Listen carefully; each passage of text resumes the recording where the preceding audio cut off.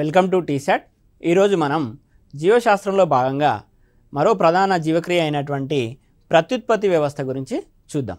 వివిధ రకాల జీవులలో ప్రత్యుత్పత్తి వ్యవస్థ ఏ రకంగా ఉంటుంది, అదేవిధంగా మానవుని లోపల ప్రత్యుత్పత్తి వ్యవస్థ ఏ రకంగా ఉంది, మానవుని లోపల పురుష ప్రత్యుత్పత్తి వ్యవస్థ నిర్మాణాలు, స్త్రీ ప్రత్యుత్పత్తి వ్యవస్థ నిర్మాణాల గురించి నేర్చుకుందాం. ముందుగానకి ప్రత్యుత్పత్తి అనే జీవక్రియకి నిర్వచనం కనుక ఇచ్చినట్లయితే, ఒక జీవి జీవితకాలంలో తనలాంటి మరో తరం పిల్ల జీవులను ఉత్పత్తి చేయడాన్నే ప్రత్యుత్పత్తి అంటారు.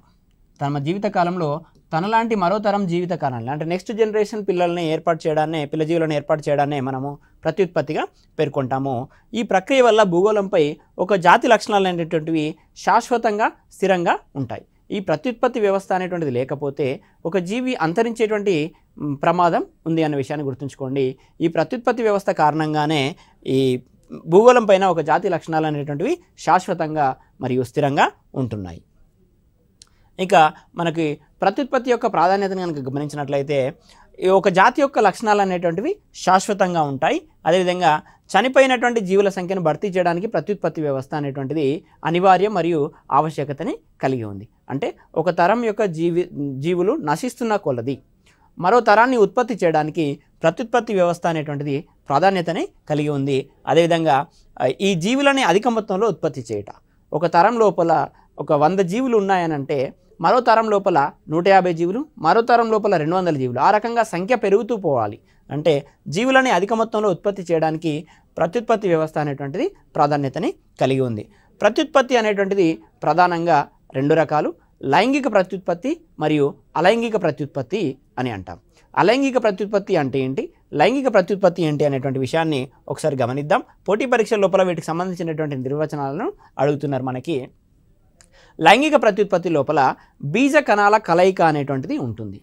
అంటే మనకి పురుష ప్రత్యుత్పత్తి వ్యవస్థలో ఏర్పడేటువంటి బీజ కణాలు, స్త్రీ ప్రత్యుత్పత్తి వ్యవస్థలో ఏర్పడేటువంటి బీజ కణాలు, ఈ కలయిక ద్వారా జరిగేటువంటి ప్రత్యుత్పత్తిని మనము లైంగిక ప్రత్యుత్పత్తిగా పేర్కొనడం అనేటువంటి జరుగుతుంది.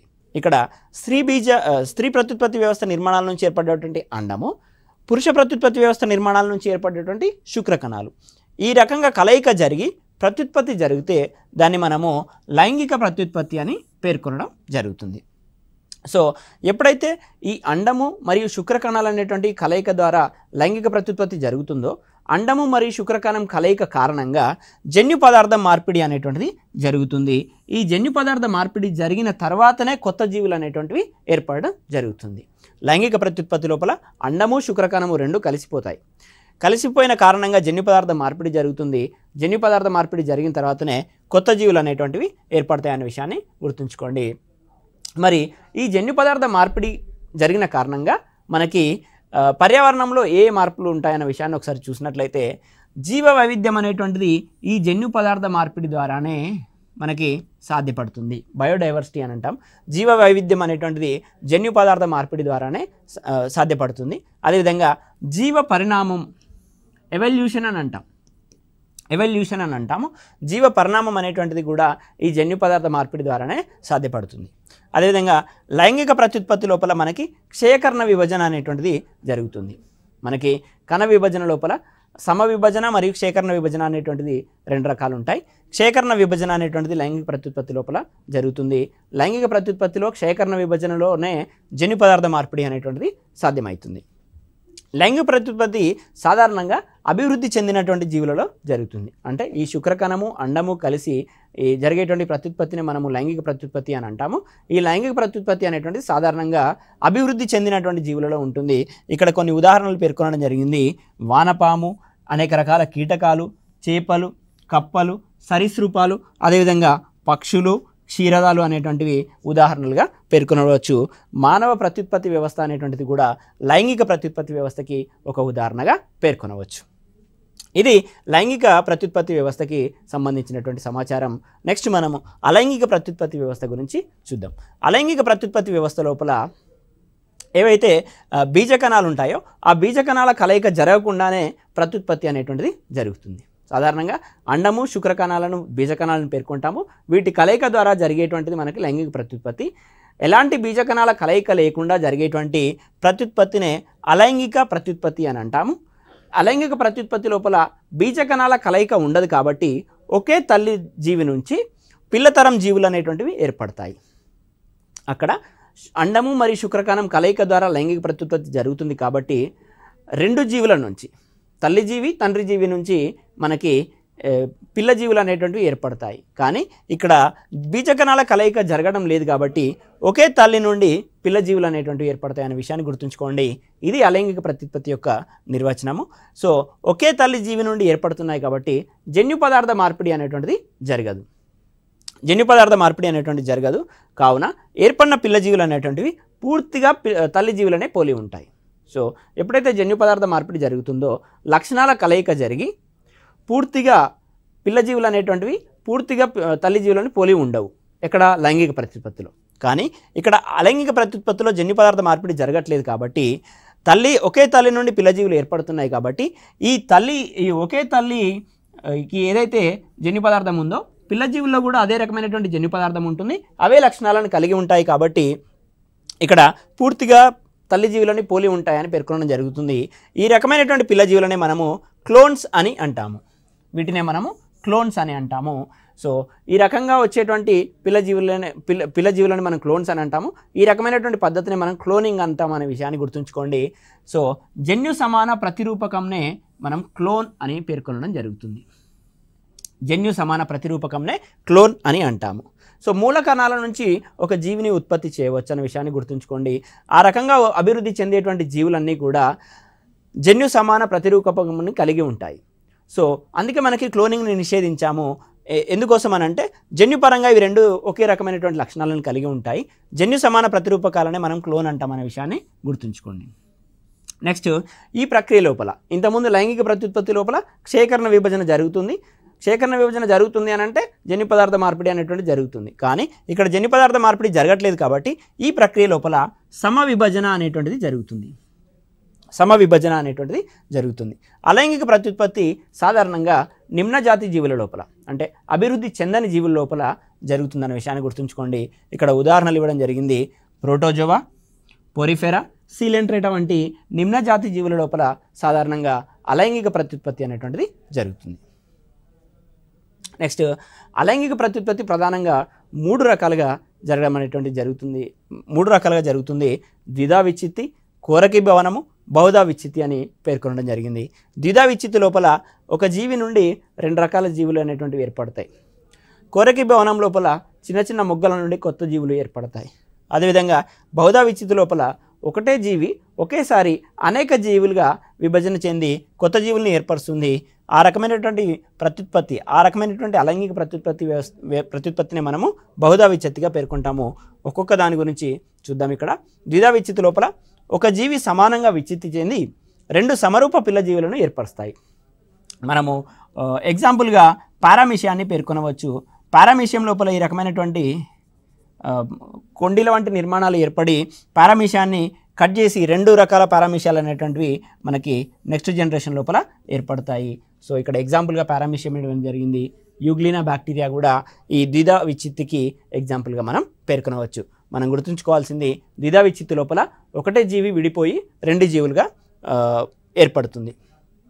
కోరకీ భవనం అంటే ఇంతకుముందు చెప్పినట్లు ఒక జీవి శరీరం యొక్క కింది పార్శ్వ భాగం నుండి లోయర్ పార్ట్ నుంచి ఒక చిన్న బుడిపై ఏర్పడి ఆ బుడిపైనే పెరిగి పిల్ల జీవిగా మారి స్వతంత్రంగా జీవిస్తుంది.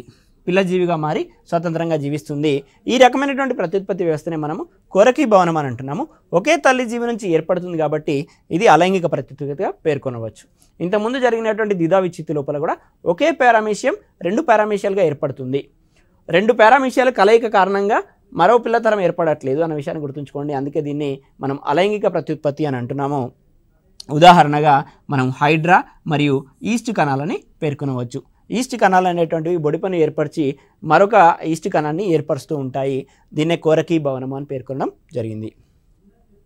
సో నెక్స్ట్ మనం బహుధా విచ్ఛిత్తిని కనుక చూసినట్లయితే ఒక తల్లి జీవి అనేక ముక్కలుగా విచ్ఛిత్తి చెంది అనేక పిల్ల జీవులను ఒకటేసారి ఏర్పరుస్తుంది. ఇంతకుముందు చెప్పినట్లుగానే ఒక అమీబా ఉందనుకోండి. ఈ అమీబా అనేటువంటిది ఈ రకంగా విభజన చెంది అనేక రకమైనటువంటి పిల్ల జీవులని ఏర్పరుస్తుంది. సో దీన్నే బహుధా విచ్ఛిత్తి అని పేర్కొనడం జరిగింది. సో అమీబాని ఉదాహరణగా చెప్పడం జరిగింది. ఇవన్నీ కూడా అలైంగిక ప్రత్యుత్పత్తిలో ఉన్నటువంటి మూడు రకాలు. కోరకి భవనం, బహుధా విచ్చిత్తి మరియు ద్విధా విచ్చిత్తి. మరి ప్రత్యుత్పత్తి లోపల మరొక ప్రధాన అంశమైనటువంటి ఫలదీకరణం గురించి చూద్దాము. ఫలదీకరణము లేదా ఫలదీకరణ అని అంటారు. సంయోగ బీజాలు కలయిక చెంది, ఇంతకుముందు చెప్పినట్లుగా శుక్రకణము మరియు అండము కలయిక చెంది, శుక్రకణము మరియు అండాలనే మనము సంయోగ బీజాలని అంటాము లేదా బీజ కణాలని అంటాము. ఈ సంయోగ బీజాలు కలయిక చెంది సంయుక్త బీజం ఏర్పడుతుంది. సంయుక్త బీజాన్ని మనం ఇంగ్లీష్ లోపల జైగోడ్ అని అంటాము. ఒక్కొక్కసారి పోటీ పరీక్షల్లో డైరెక్ట్గా జైగోడ్ అని అడగడం జరుగుతుంది. జైగోడ్ అని అంటే ఏం లేదు, సంయుక్త బీజము. ఇది సంయోగ బీజాల కలయిక కారణంగా ఏర్పడుతుంది లేదా బీజ కణాల కలయిక కారణంగా ఏర్పడుతుంది సంయుక్త బీజము లేదా జైగోడ్. ఈ జైగోడ్ అనేటువంటిది అనేక రకాల విభజనలు చెంది మనం జీవిని ఏర్పరచడం జరుగుతుంది. జైగోడ్ అనేటువంటిది అనేక రకాల విభజన చెంది బాహ్య త్వచము, మధ్య త్వచము, లోపల త్వచం అనే 3 రకాల త్వచాలు ఏర్పరిచి ఆ త్వచాల నుంచి అవయవాలు, అవయవాల నుంచి అవయవ వ్యవస్థలు అనేటువంటివి ఏర్పడతాయి అనే విషయాన్ని గుర్తుంచుకోండి. అందుకే సంయుక్త బీజం లేదా జైగోడ్ అనేటువంటిది ప్రాధాన్యతని కలిగి ఉంది. సో ఈ రకంగా సంయోగ బీజాలు కలయిక చెంది సంయుక్త బీజం ఏర్పడడాన్నే ఫలదీకరణము అని అంటారు. ఈ ఫలదీకరణము సాధారణంగా 2 రకాలు. ఫలదీకరణం అనేటువంటిది 2 రకాలు. ఒకటి బాహ్య ఫలదీకరణము అని అంటున్నాం. బాహ్య ఫలదీకరణం సంయోగ బీజాలు లేదా బీజ కణాల కలయిక ద్వారా సంయుక్త బీజం ఏర్పడాలి, అది ఫలదీకరణం. ఈ సంయోగ బీజాల కలయిక లేదా బీజ కణాల కలయిక అనేటువంటిది జీవి యొక్క శరీరం బాహ్య ప్రాంతంలో, అంటే జీవి దేహం బయట కనుక జరిగినట్లయితే దాన్ని మనం బాహ్య ఫలదీకరణము అని అంటాం. ఇప్పుడు ఇది ఎక్కువగా జలచరాల్లో కనిపిస్తుంది. ఫర్ ఎగ్జాంపుల్ చేప లేదా కప్పల్ని కనుక తీసుకున్నట్లయితే కప్పలు అనేటువంటివి అండాలను విడుదల చేస్తాయి. అదేవిధంగా శుక్రకణాలను కూడా విడుదల చేస్తాయి. ఈ శుక్రకణాలు మరియు అండాలు అనేటువంటివి జీవి యొక్క బయటి ప్రాంతంలో, జీవి లోపల కాదు, జీవి యొక్క దేహం లోపల కాదు, దేహం బయట కలయిక జరుగుతుంది. కాబట్టి ఈ రకమైనటువంటి ఫలదీకరణాన్ని బాహ్య ఫలదీకరణము అని పేర్కొంటాము. ఇది ఎక్కువగా జలచరాల్లో కనిపిస్తుంది. సో ఉదాహరణ చేపలు మరియు కప్పలను పేర్కొనడం జరిగింది. సో ఈ రకమైన జీవులు విడుదల చేసేటువంటి అండాల సమూహాన్ని, అంటే ఒకటే అండాన్ని విడుదల చేయకుండా అండాల సమూహాన్ని విడుదల చేస్తాయి. ఆ అండాల సమూహాన్ని మనము స్పాన్ అని పేర్కొనడం జరుగుతుంది. అదే రకంగా శుక్రకణాల సమూహాన్ని కూడా విడుదల చేస్తాయి. ఈ శుక్రకణాల సమూహాన్ని మనం మిల్ట్ అని పిలుస్తాము. అందుకే చేపపిల్లలు అనేటువంటి అనేక సంఖ్యలో ఒకటేసారి జన్మించడం అనేటువంటి జరుగుతుంది. చేపలు అనేటువంటివి అండాల సమూహాన్ని స్పాన్ మరియు శుక్రకణాల సమూహాన్ని మిల్ట్గా పిలుస్తాము. ఈ స్పాన్ మరియు మిల్ట్ కలయిక చెందినప్పుడు అనేక సంఖ్యలో మనకి చేపపిల్లలు ఉద్భవించడం అనేటువంటిది జరుగుతుంది. సో ఈ రకంగా జీవి దేహం యొక్క బయటి భాగంలో ఫలదీకరణం జరుగుతుంది. కాబట్టి దీన్ని బాహ్య ఫలదీకరణంగా పేర్కొనడం జరుగుతుంది. నెక్స్ట్ మనం చూసినట్లయితే అంతర ఫలదీకరణం.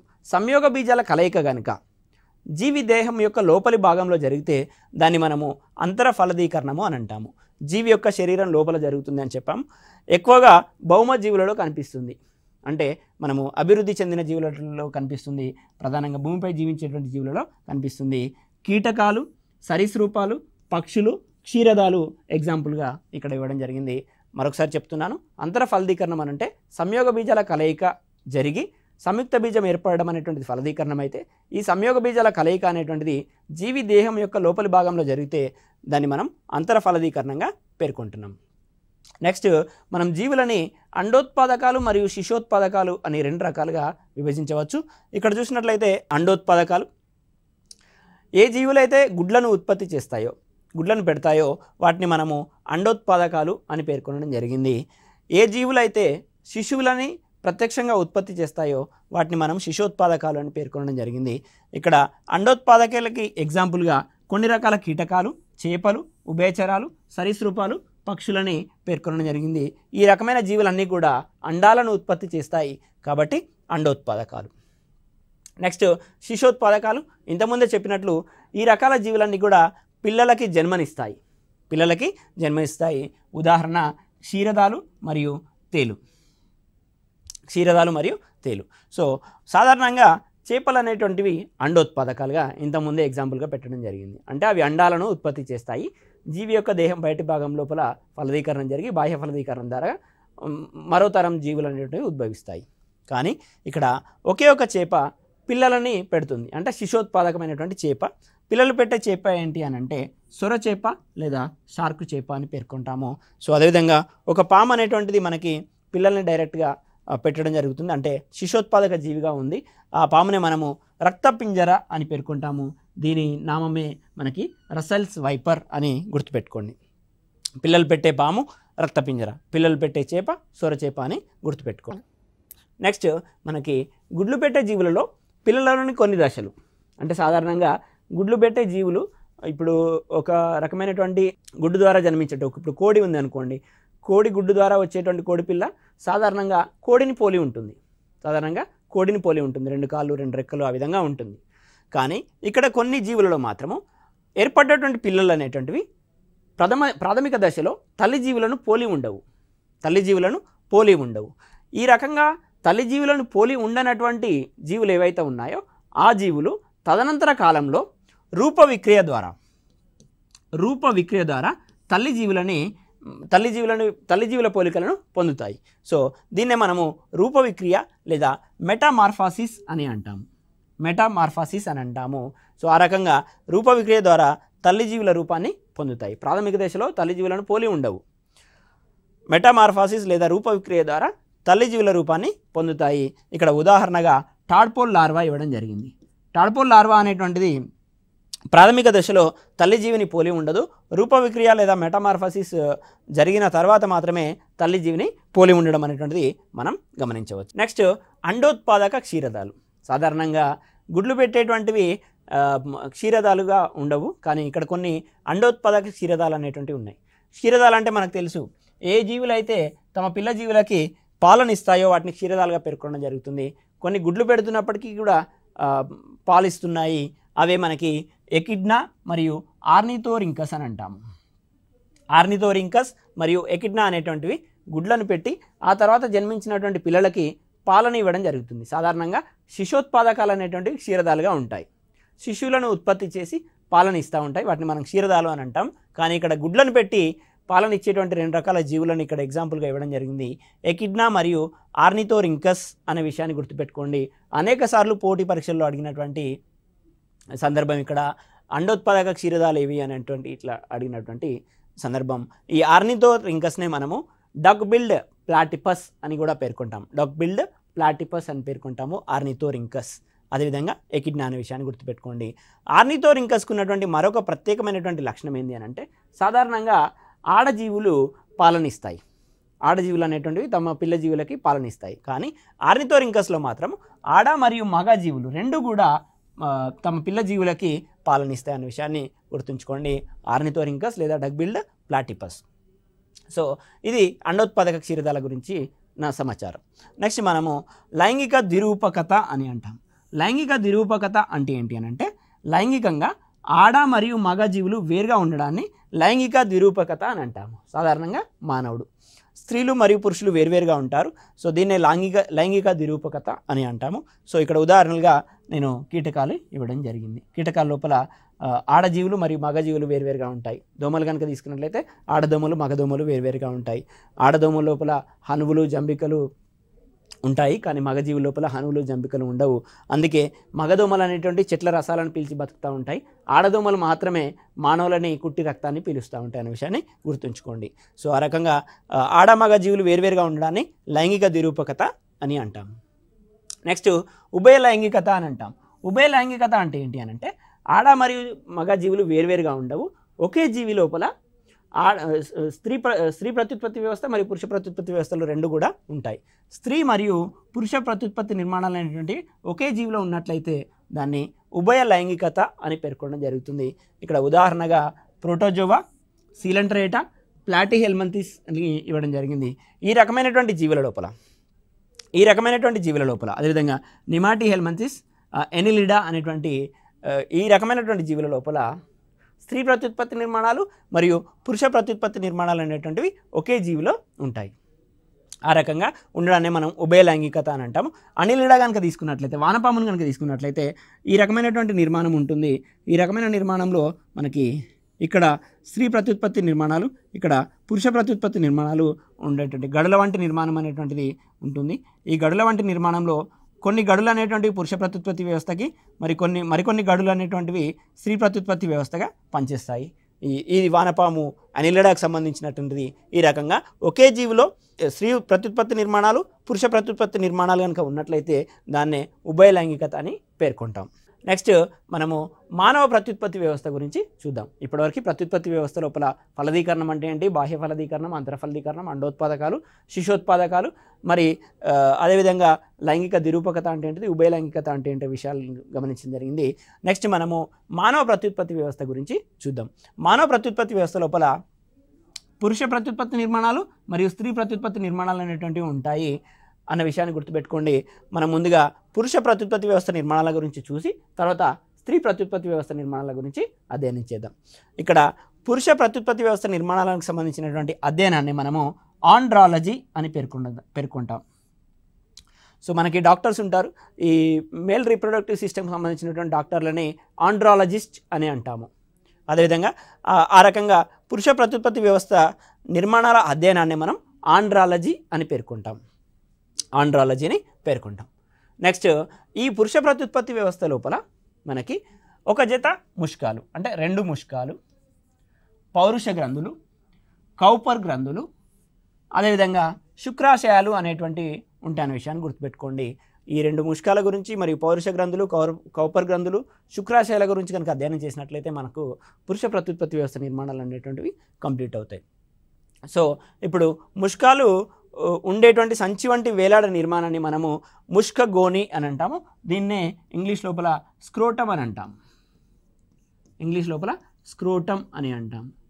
సో ముష్కాలు ఈ ఉండేటువంటి సంచి వంటి నిర్మాణాన్ని సింపుల్గా మనం స్క్రోటం లేదా ముష్క గోని అని అంటాము. సో ఇక్కడ అదే డెఫినేషన్ ఇవ్వడం జరిగింది. ముష్కాలు ఉండే సంచి వంటి వేలాడ నిర్మాణం ముష్క గోని, స్క్రోటం. సో సాధారణంగా ముష్కాలు అనేటువంటివి శరీరం యొక్క బయటి భాగంలో ఉంటాయి. ముష్కాల యొక్క ఉష్ణోగ్రత అనేటువంటిది శరీర ఉష్ణోగ్రత కన్నా చాలా తక్కువగా ఉండాలి. గుర్తుంచుకోండి, శరీర ఉష్ణోగ్రత ఏదైతే ఉందో ఈ శరీర ఉష్ణోగ్రత వద్దనే అన్ని రకాల జీవక్రియలు అనేటువంటివి జరుగుతాయి.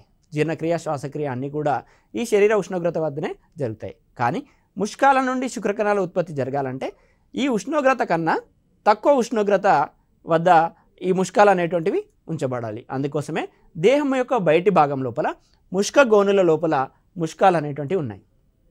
అన్ని రకాల అవయవాలు మనకి దేహం లోపల మాత్రమే ఉంటాయి, కేవలం ముష్కాలు మాత్రమే దేహం బయట భాగంలో ఉంటాయనే విషయాన్ని గుర్తుంచుకోండి. ఎందుకనంటే ఈ శరీర ఉష్ణోగ్రత కన్నా తక్కువ ఉష్ణోగ్రత ఉంటేనే ఈ ముష్కాలు అనేటువంటివి శుక్ర కణాలని ఉత్పత్తి చేయగలవు. సో ముష్కాలు ఉండే సంచి వంటి వేలాడ నిర్మాణాన్ని ముష్క గోని అని అంటాము. సో మన శిశువుల జననానికి కొద్దిగా ముందు ముష్కాలు అనేటువంటివి ముష్క గోనులోకి జారుతాయి. ఎందుకు ఈ విధంగా జారుతాయి అని అంటే శరీర ఉష్ణోగ్రత కన్నా తక్కువ ఉష్ణోగ్రతను మెయింటైన్ చేయడం కోసం అనేటువంటిది ముష్కాలు అనేటువంటివి ముష్క గోనులోకి జారుతాయి అనే విషయాన్ని గుర్తుంచుకోండి శిశు జననానికి కొద్దిగా ముందు. మరొక అంశం ఇక్కడ, ఈ రకంగా శిశు జననానికి కొద్దిగా ముందు ముష్కాలు ముష్క గోనులోకి జారుతాయి. ఆ రకంగా జారకుండా ఉన్నట్లయితే ఆ రకమైనటువంటి స్థితినే మనము క్రిప్టార్కిడిజం అని అంటాము. ఒక రకంగా పోటీ పరీక్ష లోపల ఈ రకమైనటువంటి అంశాలని మనం అడుగుతున్నారు. క్రిప్టార్కిడిజం అనగానేమి, లేదా ముష్కాలు ముష్క గోనులోకి జారకపోవడాన్ని ఏమని పిలుస్తారు అని అడుగుతున్నారు. క్రిప్టార్కిడిజం అనేటువంటి ప్రత్యేకమైనటువంటి పరిస్థితిని గుర్తుంచుకోండి. సో శిశు జననానికి కొద్దిగా ముందు సాధారణంగా ముష్కాలు అనేటువంటి ముష్క గోనులోకి జారుతాయి. కానీ ఆ రకంగా జారకుండా ఉన్నట్లయితే దాన్ని క్రిప్టార్కిడిజం అని పేర్కొనడం జరుగుతుంది. సో మనకి పురుష ప్రత్యుత్పత్తి వ్యవస్థ లోపల ఉన్నటువంటి మరొక నిర్మాణమే ఎపిడిడిమిస్ అని అంటాము.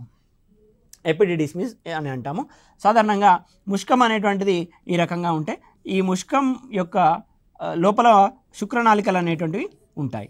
ఈ శుక్రనాళికలు అన్నీ కలిసి కూడా ఎపిడిడిమిస్ని ఈ రకంగా ఏర్పరుస్తాయి. సో ముష్కం నుండి బయటకు వచ్చిన శుక్రనాళికల యొక్క కలయిక వల్ల ఏర్పడే నాళాన్ని మనము ఎపిడిడిమిస్ అని పేర్కొనడం జరుగుతుంది. సో ఈ ఎపిడిడిమిస్ యొక్క ముఖ్య విధి ఏంటి అని అంటే ఇక్కడ ముష్కం లోపల ఏవైతే ఏర్పడతాయో, ముష్కం లోపల మనకి శుక్రకణాలు అనేటువంటివి ఏర్పడతాయి. ఈ ఏర్పడేటువంటి శుక్రకణాలు అనేటువంటివి తాత్కాలికంగా మనకు ఎపిడిడిమిస్లో నిల్వ చేయబడతాయి. అదేవిధంగా ఏర్పడేటువంటి శుక్రకణాలు అనేటువంటివి పరిపక్వత చెందడం కూడా ఈ ఎపిడిడిమిస్ లోపలే జరుగుతుందన్న విషయాన్ని గుర్తుంచుకోండి. ముష్కం లోపల ఉన్నటువంటి శుక్రనాళికల కలయిక కారణంగా ఏర్పడేటువంటి నాళం వంటి నిర్మాణాన్ని ఎపిడెమిస్ అని అంటాము. ఈ ఎపిడెమిస్ యొక్క ప్రధాన విధిని కనుక గమనించినట్లయితే ఈ శుక్రకణాలు ఏవైతే వెలువడ్డాయో ఈ శుక్రకణాలు తాత్కాలికంగా నిల్వ చేయబడడానికి పరిపక్వత చెందడానికి మనకు ఎపిడెమిస్ అనేటువంటిది ఉపయోగపడుతుందనే విషయాన్ని గుర్తుంచుకోండి. అదే ఇక్కడ నేను ముఖ్య విధిగా అది ఇవ్వడం జరిగింది. శుక్రకణాల తాత్కాలిక నిల్వ మరియు శుక్రకణాల పరిపక్వత అనేటువంటిది ఎపిడెమిస్లో జరుగుతుంది. నెక్స్ట్ మనకి శుక్రవాహికలు ఉన్నాయి. ఈ శుక్రవాహికలు అనేటువంటివి సన్నగా పొడవుగా ఉండి ఎపిడెమిస్ నుండి ఏర్పడతాయి. ఇంతకుముందు నేను చెప్పినట్లు ఇది ముష్కం అనుకున్నట్లయితే ఇక్కడ శుక్రనాళికలన్నీ కలిసి మనకి ఎపిడెమిస్ అనేటువంటిది ఏర్పడింది. ఈ ఎపిడెమిస్ నుండి ఏర్పడేటువంటి నాళాన్నే మనము శుక్రవాహికలు అని పేర్కొనడం జరుగుతుంది. సన్నగా పొడవుగా ఉండి ఎపిడెమిస్ నుండి ఏర్పడుతుంది. సో శుక్రవాహిక అనేటువంటిది ఈ రకంగా స్ఖలన నాళంలోకి తెరుచుకుంటుంది. నెక్స్ట్ స్లైడ్ లోపల మనకు క్లియర్ కట్ డయాగ్రామ్ ఉంది. సో ముష్కము, ఎపిడెమిస్ నుంచి శుక్రవాహిక నుంచి శుక్రనాళం అనేటువంటిది ఏర్పడుతుంది. ఈ శుక్రనాళం అనేటువంటిది స్ఖలన నాళంలోకి తెరుచుకుంటుందన్న విషయాన్ని గుర్తుంచుకోండి. ఇది శుక్రవాహికలకు సంబంధించినటువంటి ఇన్ఫర్మేషన్. నెక్స్ట్ మనకి పురుష ప్రత్యుత్పత్తి వ్యవస్థలో ఉన్నటువంటి మరొక ఇంద్రియము మెహనము అని పేర్కొనడం జరుగుతుంది. సో ఇది సాధారణంగా అన్ని రకాల పురుష ప్రత్యుత్పత్తి నిర్మాణాలు అనేటువంటివి దేహం యొక్క లోపల భాగంలో ఉంటే ఈ మెహనం అనేటువంటిది బాహ్య జననాంగంగా ఉండి శుక్రకణాన్ని యోనిలోకి ప్రవేశపెట్టే భాగాన్ని మనము మెహనంగా పేర్కొంటాము. దీన్నే మనం ఇంగ్లీష్ లోపల పెన్నిస్ అని అంటాము. సో ఇది పురుష ప్రత్యుత్పత్తి వ్యవస్థకు సంబంధించినటువంటి నిర్మాణాలు. అదేవిధంగా పురుష ప్రత్యుత్పత్తి వ్యవస్థ లోపల మనకి అనుబంధ గ్రంథులు అనేటువంటివి ఉన్నాయి. ఈ అనుబంధ గ్రంథుల గురించి ఒకసారి చూసినట్లయితే ఏవైతే శుక్రాశయాలు ఉన్నాయో ఈ శుక్రాశయాలు అనేటువంటి గ్రంథులుగా పనిచేస్తాయి. ఈ శుక్రద్రవం అనేటువంటి చిక్కటి ద్రవాన్ని ఈ శుక్రాశయాలు మనకి స్రవించడం అనేటువంటిది జరుగుతుంది. ఈ చిక్కని క్షారద్రవంలోనే మనకి శుక్రకణాలు అనేటువంటి తేలియాడడం జరుగుతుంది. శుక్రాశయాల తర్వాత మనకున్నటువంటి గ్రంథులు పౌరుష గ్రంథి. ఈ పౌరుష గ్రంథి అనేటువంటిది మూత్రాశయంకి క్రింద ఉండి స్వల్ప ఆమ్లత్వంతో శుక్రకణాలను ఉత్తేజపరిచే మరియు పోషణను అందించే. శుక్రకణాలను ఉత్తేజపరచాలి మరియు శుక్రకణాలకి పోషణని అందించాలి. సో పోషణని అందించేటువంటి స్రావాన్ని ఈ పౌరుష గ్రంథి అనేటువంటిది ఉత్పత్తి చేస్తుందనే విషయాన్ని గుర్తుంచుకోండి. శుక్రాశయాలు ఏర్పరిచేటువంటి శుక్రద్రవం అనేటువంటిది క్షారత్వాన్ని కలిగి ఉంటుంది. పౌరుష గ్రంథి స్రవించేటువంటి ఏదైతే స్రావం ఉందో ఆ స్రావం అనేటువంటిది ఆమ్లత్వంతో కూడి ఉంటుంది. ఈ పౌరుష గ్రంథి స్రవించేటువంటి స్రావంతో శుక్రకణాలు అనేటువంటివి ఉత్తేజితం చెందుతాయి. అదేవిధంగా శుక్రకణాలు పోషణకు సంబంధించి కూడా పౌరుష గ్రంథి మనకి స్రవించేటువంటి స్రావము ఉపయోగపడుతుంది. సో ఇది పురుష ప్రత్యుత్పత్తి వ్యవస్థలో ఉన్నటువంటి గ్రంథుల గురించి. అదే రకంగా మరొక రకమైనటువంటి గ్రంథులు కౌపర్ గ్రంథులు అని పేర్కొంటున్నాము. సో ఇప్పుడు ఏదైతే పౌరుష గ్రంథి ఉందో ఈ పౌరుష గ్రంథి యొక్క క్రింద అదేవిధంగా ప్రసేకానికి ఇరువైపులా మనకి బఠానీ గింజ పరిమాణంలో ఈ కౌపర్ గ్రంథులు అనేటువంటివి ఉంటాయి. సో వీటి స్రావము అనేటువంటిది క్షారత్వాన్ని కలిగి మెహనము జారడానికి ఉపయోగపడుతుంది. సో మెహనము అనేటువంటిది యోని లోపలికి జారడానికి ఉపయోగపడేటువంటి స్రావాన్ని ఈ కౌపర్ గ్రంథులు స్రవిస్తాయి అనేటువంటి విషయాన్ని గుర్తుంచుకోండి. సో ఇది మనకి ఈ పురుష ప్రత్యుత్పత్తి వ్యవస్థకు సంబంధించినటువంటి డయాగ్రామ్. ఇక్కడ ఒకసారి చూసినట్లయితే ఇక్కడ మూత్రాశయం అనేటువంటిది ఉంది. ఈ మూత్రాశయానికి ఇరువైపులా మూత్రనాళాలు ఉన్నాయి. ఆ మూత్రనాళాలు ఇక్కడ ప్రసేకంలోకి తెరుచుకొని ఉన్నాయి. ఇక్కడ అబ్జర్వ్ చేయొచ్చు మీరు, ప్రసేకంలోకి తెరుచుకొని ఉన్నాయి. సో ఇది మనకి విసర్జక వ్యవస్థకు సంబంధించినటువంటిది. సో దాంతో పాటే మనకి ప్రత్యుత్పత్తి వ్యవస్థకు సంబంధించినటువంటి నిర్మాణాలను ఒకసారి గమనిద్దాం. ఇక్కడ చూడండి, ముందుగా ముష్క గోని అని అంటాం. ఈ ప్రాంతాన్ని మనము ముష్క గోని అని అంటాం, ఈ రకమైనటువంటి దాన్ని. సో ఈ ముష్క గోని లోపల మనకి ముష్కం అనేటువంటిది ఉంది. ముష్క గోని లోపల మనకి ముష్కం అనేటువంటిది ఉంది. ఇది ముష్క గోని అయినట్లయితే ఈ ముష్క గోని లోపల మనకి ముష్కం అనేటువంటిది ఉంది. ముష్కం లోపల మనకి శుక్రనాళికలు అనేటువంటివి ఇక్కడ చూడొచ్చు. ఈ రకమైనటువంటి శుక్రనాళికలు ఉన్నాయి. ఈ శుక్రనాళికలు అన్నీ కూడా కలిసిపోయి మనకి ఎపిడిడెమిస్ని ఏర్పరిచాయి. ఇంతకుముందు మనం చెప్పుకున్నట్లు ఎపిడిడెమిస్ అనేటువంటిది ఏర్పడింది. ఈ ఎపిడిడెమిస్ నుంచి మనకి ఇక్కడ చూసినట్లయితే శుక్రవాహికలు అనేటువంటివి ఏర్పడ్డాయి. సో ఈ వైపున కూడా మనకి ఇక్కడ అడ్డుకోతనివ్వడం జరిగింది, ఇక్కడ కంప్లీట్గా ఇచ్చారు. సో ఇది ముష్క గోని. ఈ ముష్క గోని లోపల ఉన్నటువంటిదే ఇది ముష్కము. ఈ ముష్కం నుంచి బయలుదేరింది ఎపిడెమిస్. ఈ భాగాన్ని మనం ఎపిడెమిస్ అంటాం. దీని లోపల శుక్రకణాలు నిల్వ అనేటువంటిది ఉంటుంది. ఈ ఎపిడెమిస్ నుంచి ఏర్పడిందే మనకి శుక్రవాహిక అని గుర్తుపెట్టుకోండి. శుక్రవాహిక అని పెట్టుకోండి. ఈ శుక్రవాహిక తర్వాత మనకు ఉన్నటువంటి నిర్మాణం శుక్రగ్రాహిక. ఈ శుక్రగ్రాహిక అనేటువంటిది ఈ ప్రసేకంలోకి తెరుచుకుంది. శుక్రవాహికలు శుక్రగ్రాహికలు అంతిమంగా ప్రసేకంలోకి తెరుచుకున్నాయి. సో ఈ శుక్రగ్రాహిక మరియు శుక్రవాహిక ఎక్కడైతే ప్రసేకంతో కలుస్తున్నాయో దానికి ఇరువైపులా మనకి పౌరుష గ్రంథులు అనేటువంటివి ఇక్కడ అబ్జర్వ్ చేయవచ్చు. ఇరువైపులా పౌరుష గ్రంథులు అనేటువంటివి మనం అబ్జర్వ్ చేయవచ్చు. సో ఇది మెహనము అనుకున్నట్లయితే ఈ ప్రసేకాన్ని ఇక్కడ మనం గమనించవచ్చు. ఇది మనకి స్థూలంగా పురుష ప్రత్యుత్పత్తి వ్యవస్థకు సంబంధించినటువంటి నిర్మాణాలు. ప్రతి ఒక్కటి కూడా ఇంపార్టెంటే మనకి, ఎందుకంటే పోటీ పరీక్షల్లో అనేక సందర్భాల్లో మనకి పురుష ప్రత్యుత్పత్తి వ్యవస్థ మరియు అనుబంధ గ్రంథులు అవి స్రవించే స్రావాల గురించి తెలియజేయడం అనేటువంటిది జరిగింది. మరి మరో క్లాస్లో మనము స్త్రీ ప్రత్యుత్పత్తి వ్యవస్థ గురించి క్షుణ్ణంగా అధ్యయనం చేద్దాం. Thank you, one and all.